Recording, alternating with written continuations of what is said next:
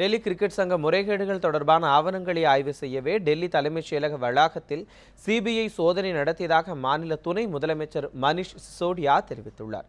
டெல்லி சட்டப்பேரவையில் சிறப்பு கூட்டத்தில் பேசிய சிசோடியா, அண்மையில் சிபிஐ நடத்திய சோதனையின் போது முதலமைச்சர் அரவிந்த் கெஜ்ரிவாலை சந்தித்த நபர்கள் குறித்து அதிகாரிகள் விசாரணை நடத்தியதாக தெரிவித்தார்.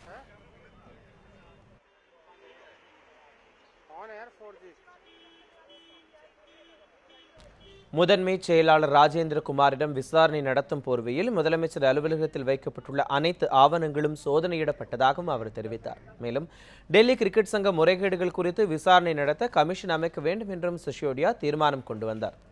டெல்லி அரசு நடத்திய விசாரணையில் நிதியமைச்சர் அருண்ஜேட்லி முறைகேடுகளில் ஈடுபட்டது தெரியவந்துள்ளதாகவும் துணை முதலமைச்சர் சிசோடியா தெரிவித்தார். டெல்லி கிரிக்கெட் சங்க தலைவராக இருந்த அருண்ஜேட்லி பல முறைகேடுகளில் ஈடுபட்டதாக ஆம் ஆத்மி கட்சி குற்றம் சாட்டி வருகிறது. முறைகேடுகள் குறித்து விசாரணை நடத்த ஒரு நபர் கமிஷன் அமைக்கப்படும் என்று டெல்லி அமைச்சரவை ஏற்கனவே அறிவித்துள்ளது.